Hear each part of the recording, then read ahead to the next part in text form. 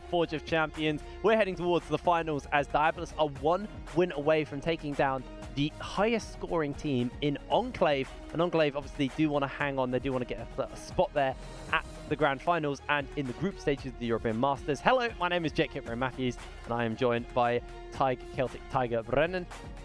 Now, convincing mid-game by Enclave. Less convincing late game. To be expected with the comp they had. The thing is, their convincing mid-game should have been a convincing win. Yeah. They had the Baron.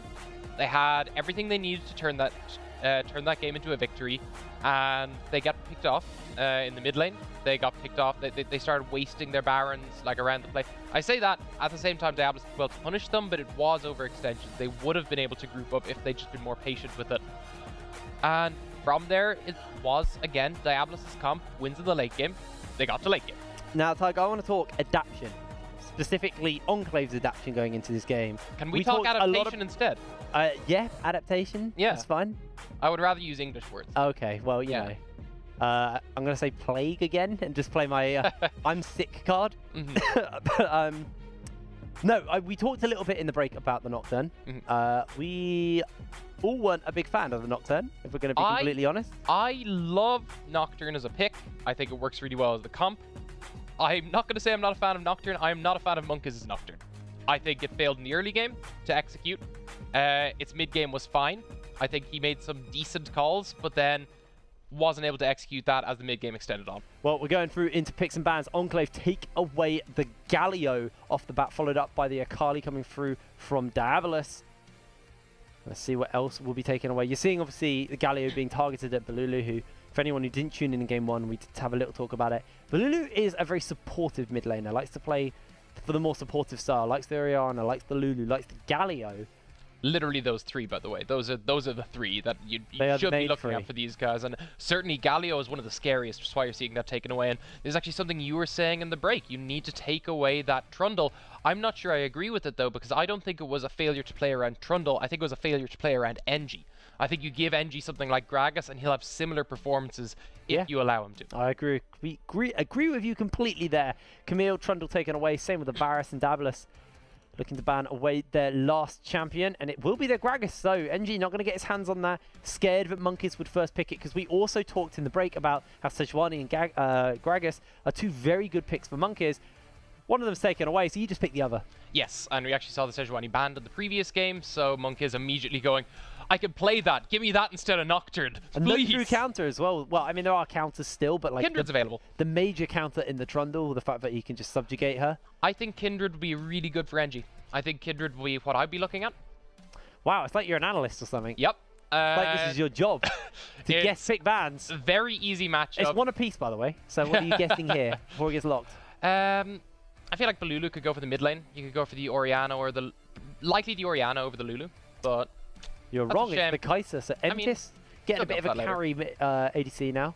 You know, played the game on the Varus. You know, didn't have a bad game. Yeah. He kind of had quite a quiet game while NG and Balulu just ran around the map putting the pressure down. What I'll say is there weren't any really impressive chains of corruption, but there were a lot of good damage being put out by N-Test. He was getting consistent damage out. And this is an old school counter matchup for things like Vayne. You know they have low range that you could punish. You bring out something like Draven that can deal with people at low range and destroy them. And they're locking the Alistar too, which is one of Haddo's most comfortable champions. A champion we see him play so much and have such good success on. Orianna This is very, very comfortable for them. It's got to be Orianna here, yeah. You have to lock in the mid lane there, otherwise you're just going to get Orianna Lulu as the next ban phase and you have no mid laner. So instead, they lock that in. Very safe matchup as well. Kind of hard counter in Orianna. A very safe pick in general. Now I do expect to see the mid lane focus come out from DIABOLUS as they take away the Azir straight off the back, and Enclave maybe looking to ban out a couple of supports that can deal with this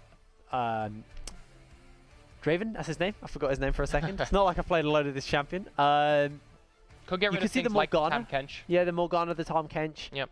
Two very good picks, and you know, we talked about how we'd expect to see Morgana come back when the nerfs happened to Tahm Kench's Devour.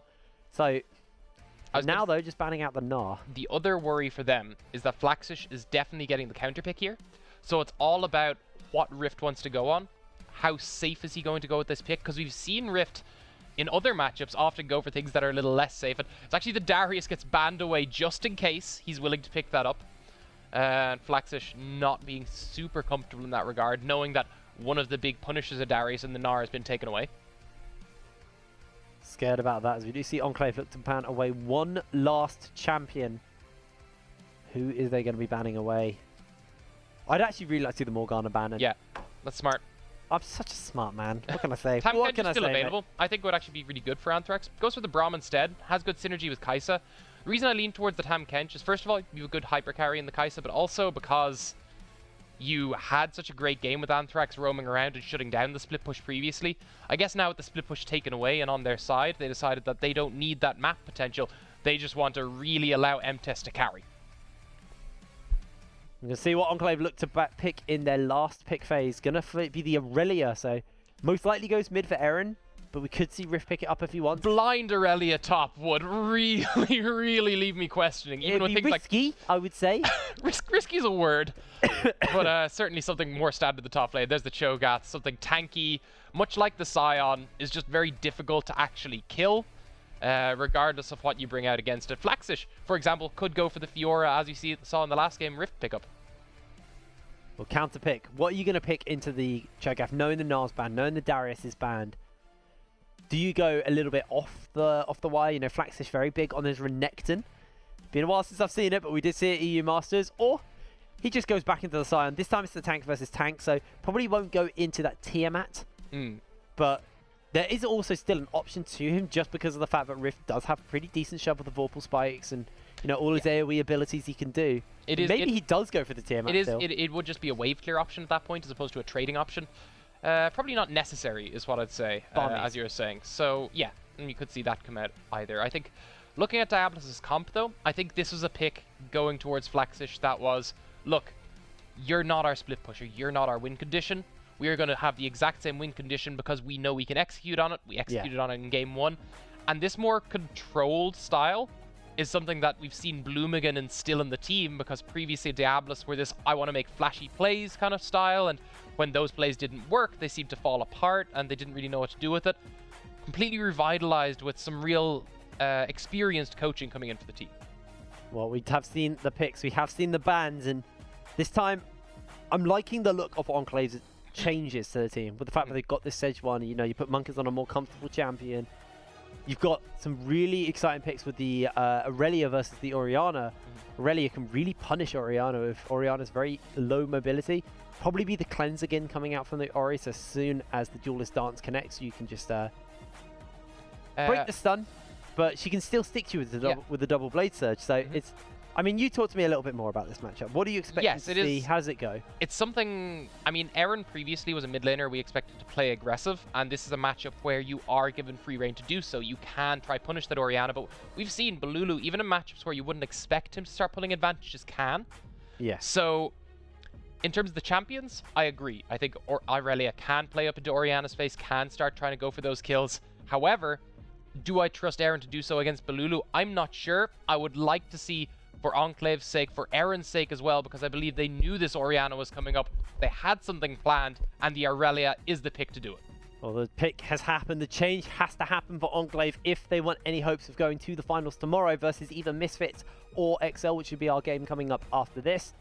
It's going to be very, very exciting to see if Enclave can bounce back. It is a best of 3. They've got one game away, well, one loss away from being out. They want to tie up. They want to make this just go to a best of 1 and get the next win.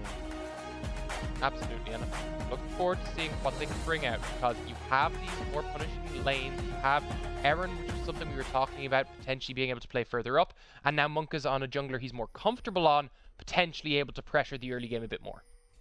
Start with that corrupting potion, same for Balulu, so both of these mid laners just go for the sustain. I doubt Eren's gone Time Warp Tonic.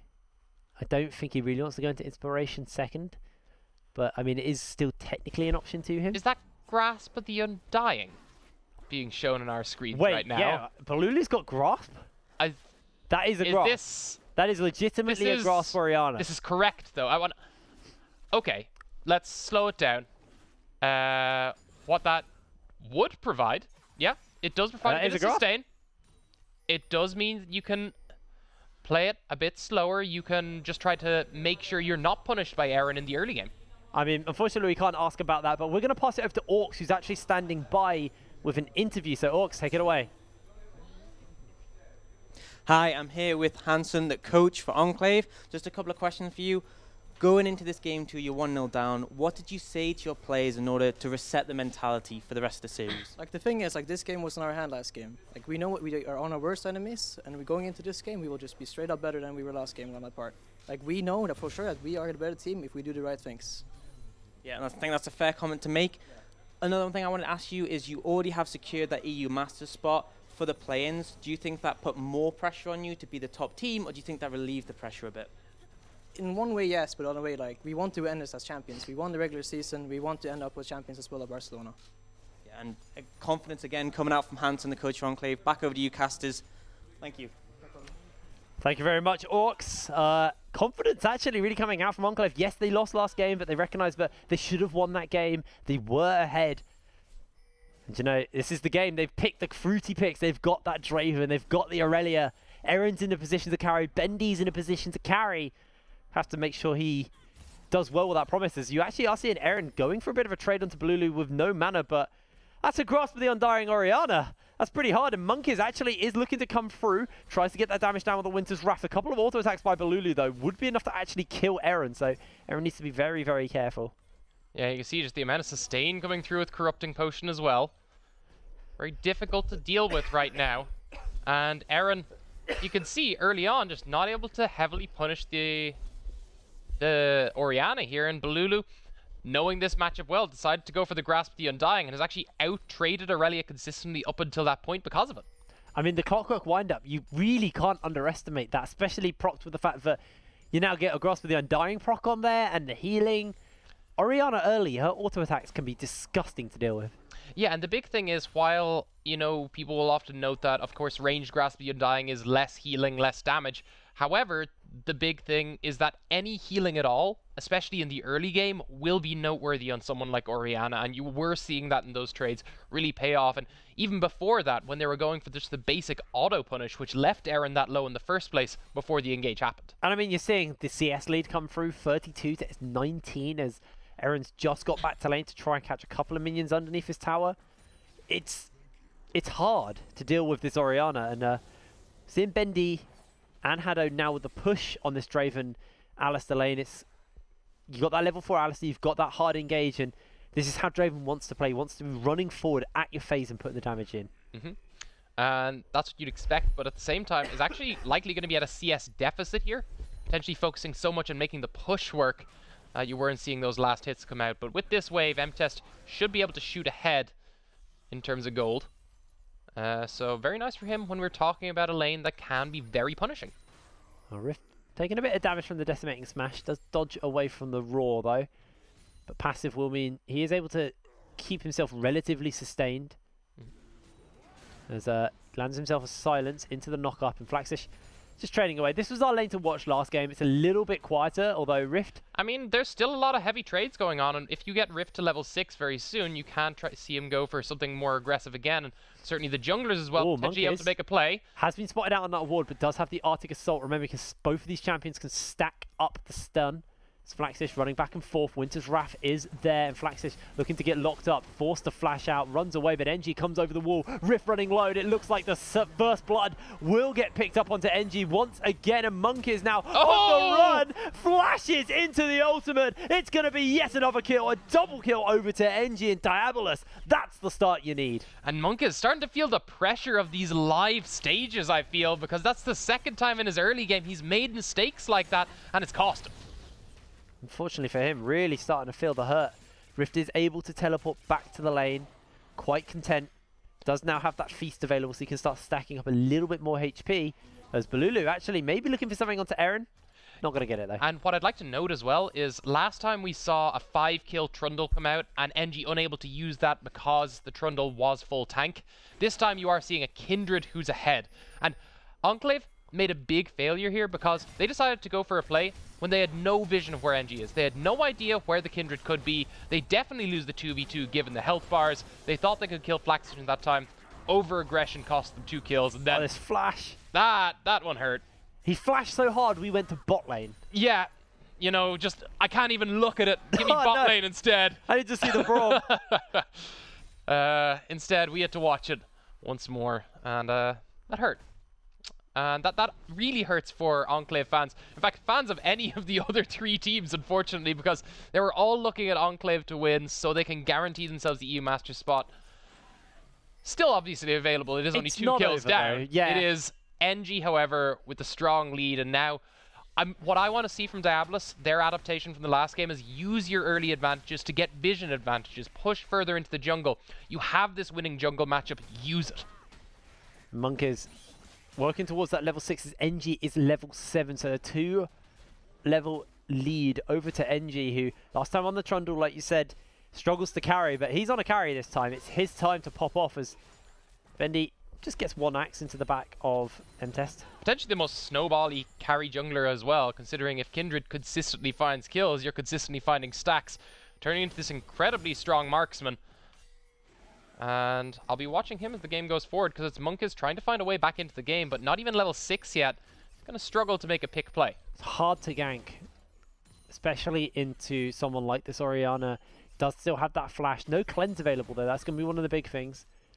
And also you have of course, the ultimate ready to follow up from Aaron.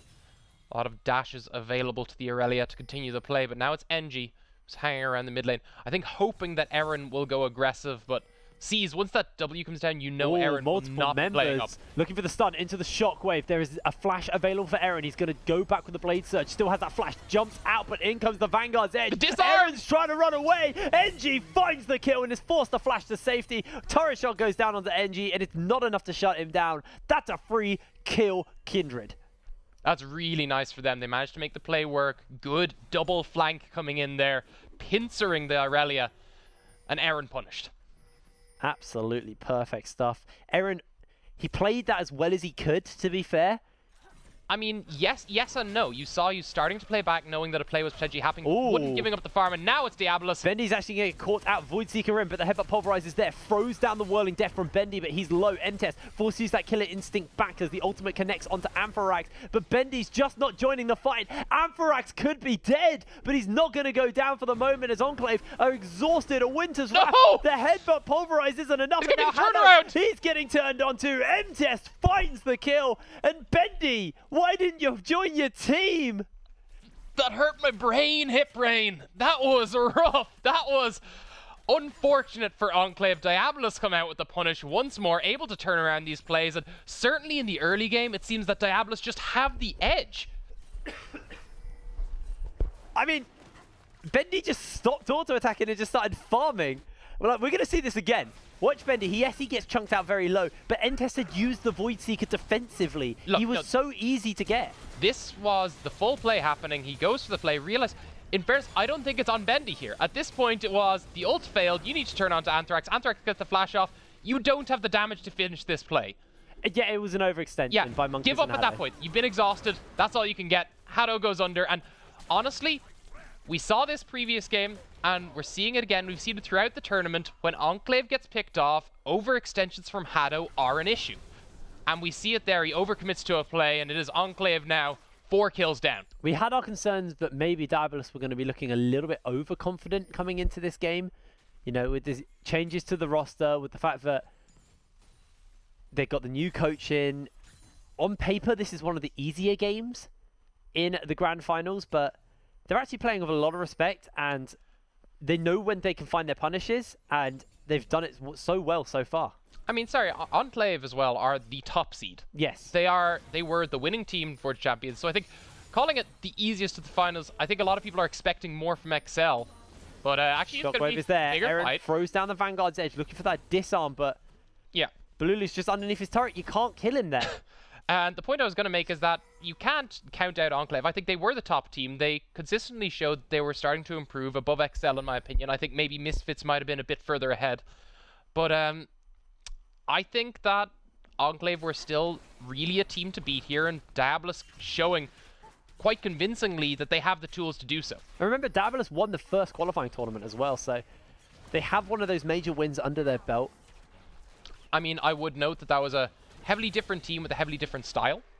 I think the benefit of coaching cannot go understated when we look at how Diabolus is playing compared to how they played Forges 2, 3, and 4.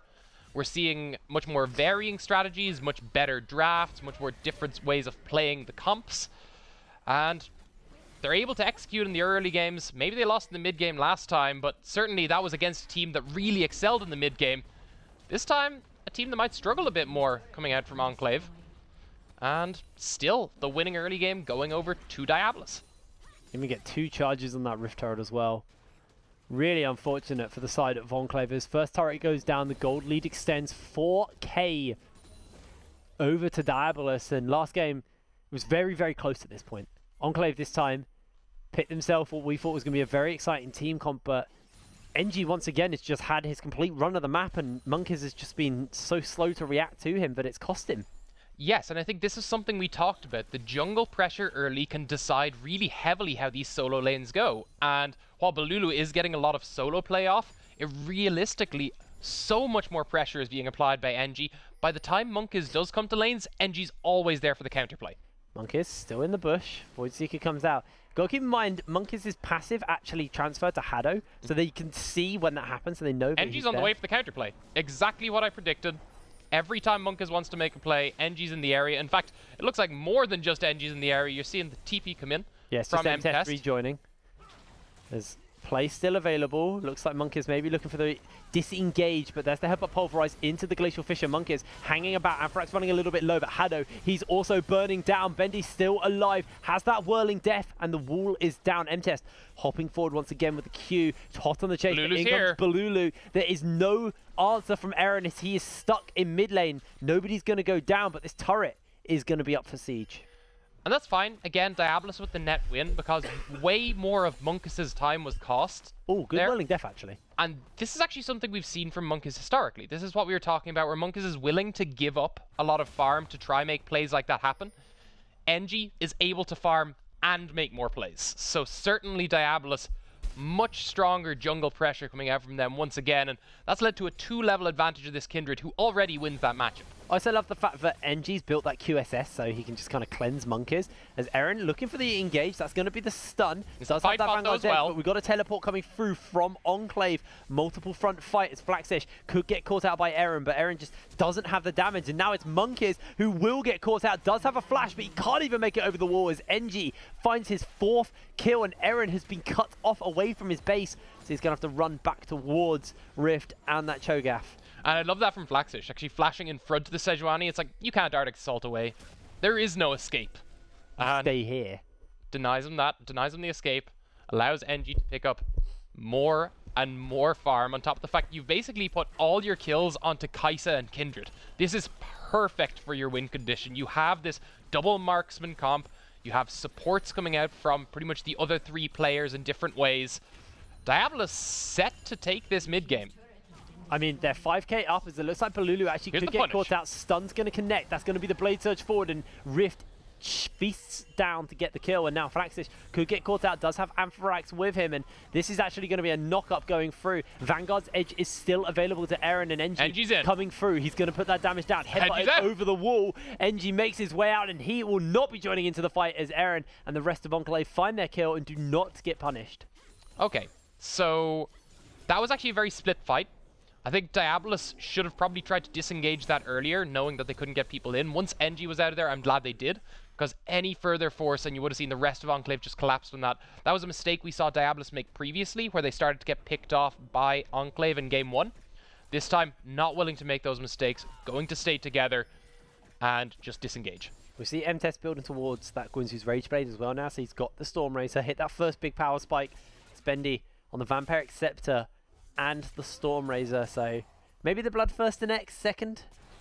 It used to be the first item on the Draven, but Storm Razor is just so efficient.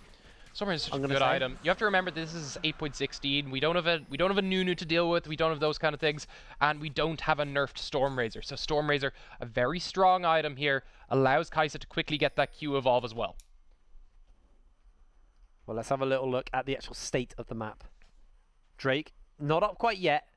All the turrets but topside are down. And what I love here is you have this Kindred who has this massive lead, immediately go QSS. We do not want to lose our lead. We do not want to give the shutdown. Mate. Well, thankfully, gonna... just like the rest of the viewers, I don't listen to you. Good, good. I'm glad that's how we I'm glad we're nice to play. We like to play fair here and nice. Yeah. But yeah, the QSS, really good choice for that reasoning. Especially as into I'm sure you noted. I did know. I said, you know, one of the key things is, yeah, Monkeys is behind, but he can ult you still. So can always get caught out. Aaron can also stun you, so has plenty of ways to now disengage and save his life, along with the fact that he has his ultimate. Does have to keep in mind, though, that Hado can knock him out of his own ultimate. It's a bit like a discount Gragas in that sense. Yes. So Gragas sends everybody out. Alistair just sends one person out to their doom. Monk is hanging in the bush on top of a control ward. Could actually get caught out here by Amphorax and NG. Monk is down 2 levels still. So, yes, Monkeys is our Smite King, our champion here in the UK scene. But when you're down 2 levels, you're naturally smiting less, obviously. That's how the game works. And you can see that they're very wary of going for 50-50 smites as well, as we saw in Game 1, when they had a comp that likely needed to force more aggressive plays, such as 50-50 smites, and got punished for it. So maybe not willing to rely on him, if not necessary, but with the way this game is going, it will be Diabolus with control of the map. That is a 5k gold lead, and all of that gold is on the people you want it to be on. You have your Kai'Sa ahead, you have your Kindred ahead. You're scaling up perfectly. Aaron stayed even to Bendy so far, but hasn't been impactful. One of the things you said is you really want to see Aaron do one of these mid-game champions. Style. Yeah. Wants to be. He's one of these very aggressive players. He gets an aggressive champion in a pretty comfortable matchup for the Aurelia, and has had a very quiet game so far. I mean, honestly, Balulu has just shown he is the better laner. Twice now, you've gotten matchups. No, you're going to Ado's getting picked up. Not going to work. NG finds himself his 5th kill, and once again he's 5-0. Bendy's even forced a flash over the wall from Amphorax. And this is what I was talking about from Hado earlier. Every time you see Enclave get caught out, it's Hado seems to be on the front lines, being the one punished here, and I wonder, maybe they're not warding enough. Maybe he's the one who's sent face first into it, and he's just not able to find safe ways to do so, not respecting the potential damage coming out from Diabolus at this stage of the game. His turret is fairly low here in the bot side, so maybe Enclave can get their first turret of the game. As we do see Flash is doing everything he can to stop it, but it looks like Rift. He's just going to ignore him and take down the turret, nice and simple. This is where you want your Titanic Hydra. Unfortunately, going for the more just straight tank build this time around. Oh, Vanguard's edge into the ignite. Stun and the cleanse goes down, but a shockwave to follow. Aaron now taking tower shot after tower shot. Oh! The flash forward by Balulu, and he finds the kill. Soloed him out in the mid lane. Hard outplayed again. I literally just noted Balulu's shown he's the better laner, now cementing that, and now we're seeing some play towards what was the top lane. Yeah, but Flaxish, even though he's got the help, he might go down. Ulti's dodged down. N-Test finds the kill with a stylish enter into the fight with a killer instinct. And meanwhile, the rest of the team are just going in. Baron. There's a teleport coming through exactly like you noted. This is a 20-minute Baron and M-Test with 3 kills. The Guinzoos and the Storm Razor can cut through this really, really quickly. Monkeys is nowhere nearby. He's still in the mid lane. 2k on Baron Nashor. There will not be a steal today. And Diabolus take themselves down the Baron, and they have a 7k gold lead over Enclave. 2 marksmen who are ahead with a double mounted Drake. That is just a deleted Baron. And this is a much cleaner game from Diabolus. I was saying I want to see things like the vision control. Look at that top side. Look at how much wards they have there, how well they were able to play around that, and hard punish that bot lane play as well. Beautifully done from Diabolus. One of the main things about this is if Diabolus do win this game 2-0, they go through tomorrow. And what is nice is it means that tomorrow actually decides our play-in team. No, sorry, our group stage team. Yes. For the European Masters. So if Diabolus win this game, it's either going to be Diabolus, Misfits, or XL going through to the group stages, depending on tomorrow. Here's Aaron. As Aaron actually just throws a stun down. He's okay. There goes Aaron. Gonna be able to walk away from this for now. So let's actually go into our replay this time. Nope. Let's throw a lion in your face for a bit. We're just transitioning for the sake of transitioning now, mate. I mean, if you do look at the map, multiple points of pressure coming through from Diabolus. They got the 2-2-1 for the moment. I think that's fine. They have the Baron to play with. No, it's a 1-3-1. Support's in mid as well. My bad. Oh, no. It is the 2-2-1. It's the 1-3-1 from Enclave to respond. but that's going to allow DIABOLUS to just put all their pressure towards this top side and pick themselves up another inner tower. They can now group, as long as they're grouped up, DIABOLUS win. Even not grouped up, they've shown that they can win. So this is a real pressure point for Enclave because they have to make picks onto key targets, and DIABOLUS are not giving them those openings. 21 minutes on the clock, 22 minutes on the clock. I can do maths, I promise. As Enclave are starting to feel the heat versus DIABOLUS, closing in on that 10k gold lead, 9k at the moment, and DIABOLUS continuing to siege, continuing to apply pressure. All of the tier 2 turrets will be going down with this Baron buff, and I don't think there's going to be any kind of response for the moment out of Enclave. They just don't have the damage, they just don't have the resources to deal with this Baron's push. And DIABOLUS cleanly just playing around the inner towers, knowing that they can't be defended by Enclave. It's now going to be the last one going down, a mass amount of gold just injected into the pockets of DIABOLUS. They're going to pick themselves up an Ocean Drake just because they have the time to fully reset, and now is when you start pressuring those inhib towers. You still have that Baron buff. 2 Mountain Drakes, an Ocean Drake. DIABOLUS very comfortable sieging right now, in the best position to do so. 10k gold lead as well cannot be ignored, so it is very much DIABOLUS in the driving seat here, looking to go into the final. Third Drake as well will be that Mountain Drake, so if DIABOLUS can get their hands on that, Baron Nashor will melt quicker, the base will melt quicker, but I don't think this game will last long enough. They don't need to wait that long. I don't think this game is going to last long enough for any of those objectives to even be a problem. Enclave have to make something happen, and they have to make it happen now. And DIABOLUS have done everything I've wanted them to do. Look at the 3 control ward line they have in the enemy bot side jungle. They're going to be able to play around that side of the map quite easily. They just then match that with wards in the top side jungle, as they're doing right now before they make the play. Perfect play around the vision. Will continue their aggressive. And Entest is sitting on that QSS as well now, so another person who, if you're Enclave, you want to be finding the play onto, you're going to struggle to do so. Is actually NG looking for the ulti. Aaron throws down the ulti as well into the standard side. 2-man shockwave is going to be enough for for Balulu to find a kill, but it's a 1-for-1 so far. Aaron running so low. The duelist dance stuns him up, and he's made his way out as Rift has joined into the fight. A Void Seeker on the sideline finds the kill as it's a 2-for-2, but Haddo's burning low. He's going down, and NTS comes flying in with the killer instinct. Rift now running away, but those Voids are stacking up, and he is starting to go low. Flaxish hot on the heels, trying to find the Slayer's Roar for the slow. Rift is going to go down. Who gets the kill? It's going to be Untest. 5-0 on the Kaiser, and that is a team fight for DIABOLUS, and this should be game. No, this is actually just going to be them taking the inhib tower. It's only 24 minutes in. They don't have time to take game. Everyone's just going to respawn, but they can likely push for inhibs. They have pressure. See if they can continue to use that, because again, that was a fight without an AD carry for the majority of that, and they still managed to win. Well, they're still sieging up on multiple fronts, able to take down the mid lane tier 3, left the inhibitor up, as those respawns, like you noted, are very small at the moment, so people are coming back nice and quick. And it looks like Enclave able to hold on for now, but let's have a look at that fight once again. Look at this fight. This is the kind of fight Enclave kind of need for them, because they start by kind of trying to turn around and make picks. Instead, you've turned this into a fight where they don't have their AD carry, so this is as ideal as you're going to get it. You managed to get the shutdown from Kindred, and your Aurelia managed to make it out the back. Oh, watch the Void Seeker. Yes. Here it comes, and down goes Aaron. And only now is the Kai'Sa getting anywhere close to joining the fight, and the fight was already won at this stage. That's insane. That's 4v5 that you won, and one of your major members missing. Rift does go down right at the end of this as well. Great team fight, great engage by DIABOLUS, and they are looking posed to take this game. Let's see what they're going to buy on the back of this. Runan's Hurricane just finished up by M-Test. He's now can team fight like a beast.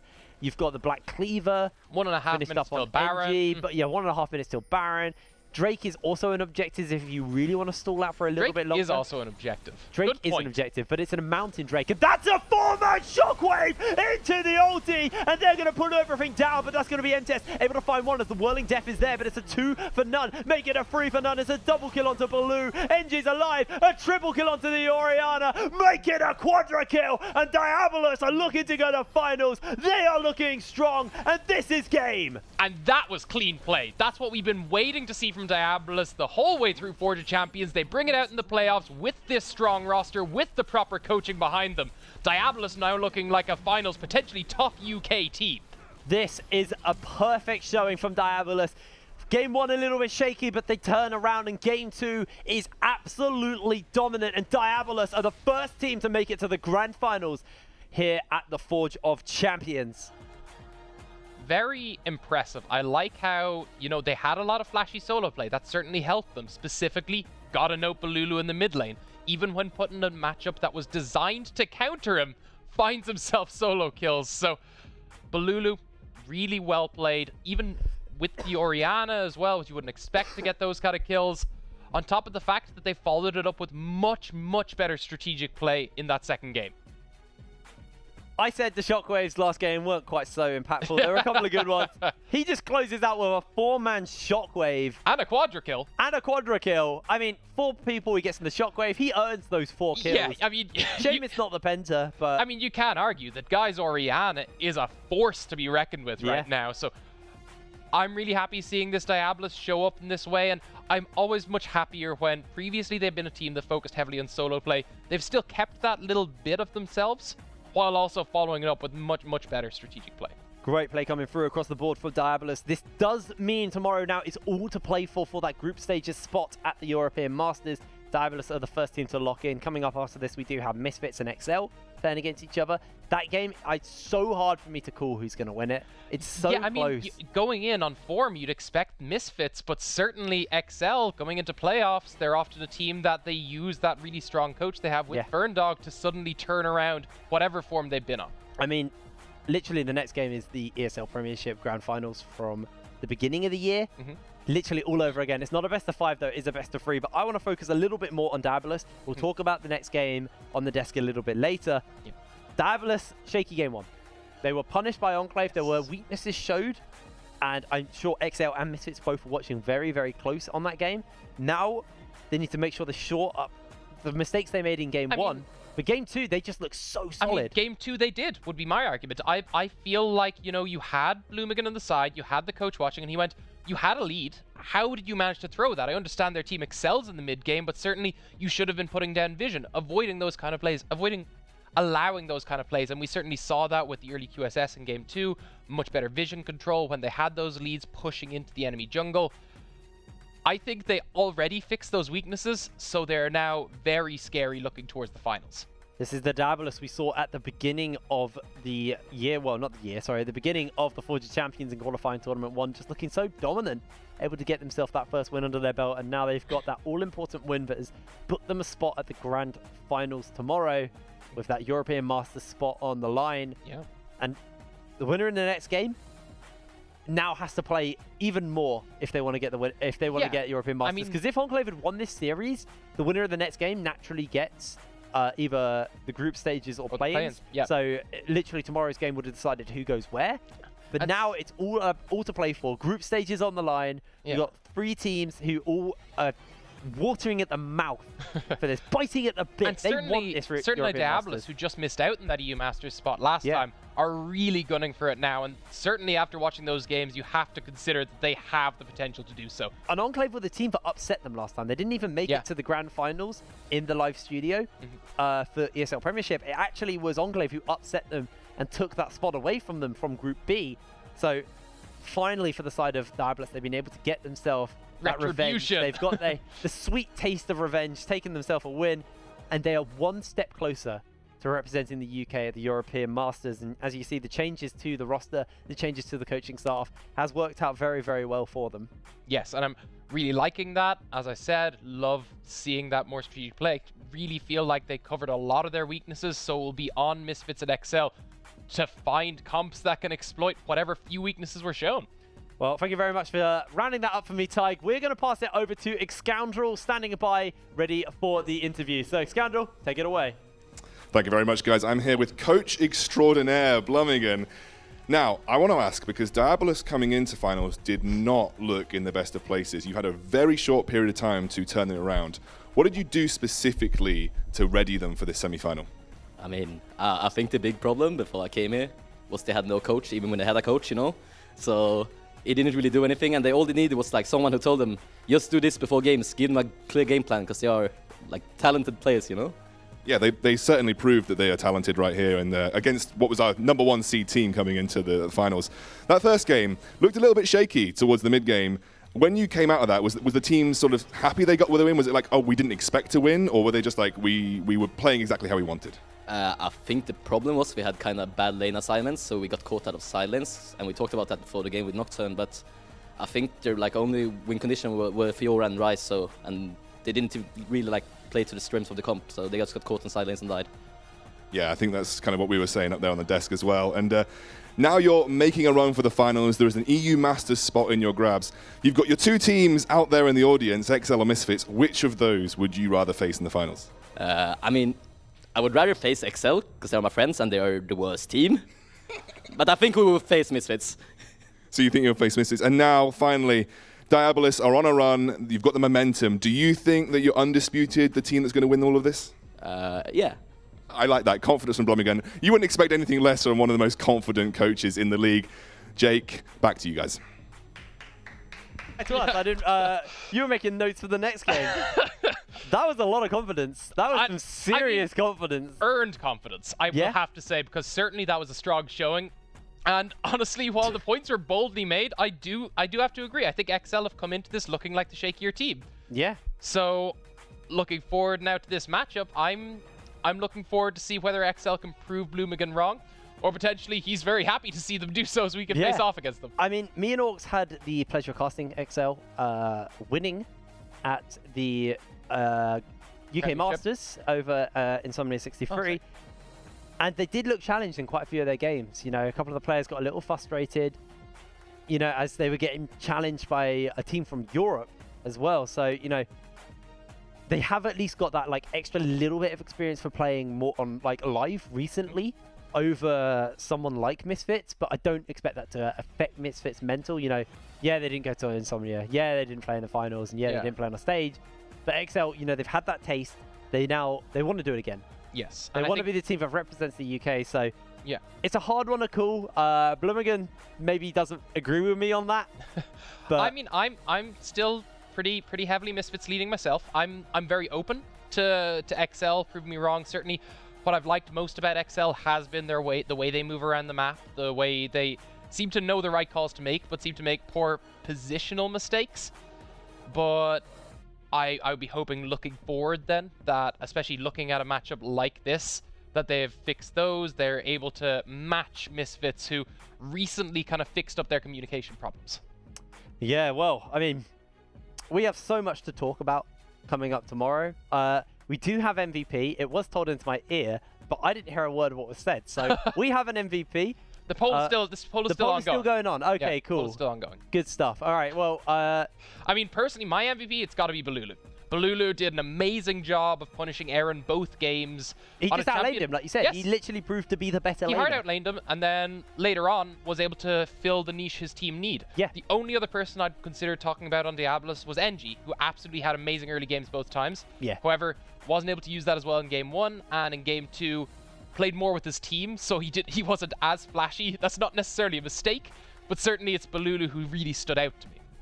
I mean, I'm going to agree with you on that entirely, actually. I'm just looking down the lane. You're like, I want to argue. I really do. I've got 10 names on my book here. You know, all of the players, and I'm like, yeah, NG had a pretty good showing. You can't get him wrong. His early game was insane. So I think if anyone has the ability to take it off Balulu, it would be NG for his early game. But Balulu just smashed Aaron. And Aaron is a player who we kind of bigged up, really dominant in lane, gets his Aurelia, which, you know, is like so good as that kind of laning champion. But yeah, I mean, Balulu just smashed him. And we do, I believe, have the votes coming in. So be finding out very, very soon who's going to be winning. It was a draw between NG and We actually just did a Logan Paul KSI. So NG and Balulu, you take the draw. You guys can fight in a couple of weeks again. I mean, that's a pretty solid KDA. 24. It's something to write home about. That's decent, I guess you could say. I mean, we said Balulu smashed Aaron, but that, I mean, I will say, like, pretty much one death, 1 or 2 deaths really changes those KDAs. They're still both really solid, but I can't believe we just did a YouTuber fight, like, on the Forge of Champions. Just haven't had that since Foxdrop was about. Just put. We'll get him to fight someone someday. I'm sure. He doesn't look like a fighter, though, does he? Really? If you like, look at. I mean, like. Look, maybe the only person he would be built to fight is me, and I'm not a fighter I'd watch either. That. Like, I'd watch that. It would be a very boring fight. I mean, I love him too much to hit him. I can. Yeah. Even if it was even if it was all in good nature. He's such a good guy. It's really hard. It would be really hard to fight him. I can see that. But yeah, we're pulling our own Logan Paul KSI into... Yeah, the draw comes through. We talked about why both players deserved it. You guys agreed. Both players got it effectively. So I wonder what led up to that. Like, how many votes were casted? Did we get exactly the same? 2 votes. They voted two for votes. themselves. Yeah. Balulu went, NG, you deserve it. And NG went, no, Balulu, you deserve it. And Oh, you're giving them way more credit. I was talking, you know, like Pirates of the Caribbean, everyone just votes themselves. So, me, whenever I play Overwatch and I appear on that little card screen, I'm like, it's me! I was the MVP. I'm the best player on the team. Yeah, 12 and 12. Okay, so there was actually total. a much greater split there. So fair play. So we're saying like what, 22, and then the last 2 were Balulu and NG voting for themselves. Yeah, 100%. Fair enough. Well, we're going to cut to a quick break, and when we are back, we'll be back with our second series of the day, which will be XL versus Misfits. Who will win? I mean, we've heard from coaches about who they think we're going to win, but you guys let us know. We'll see you after the break. It's going to be a cracker.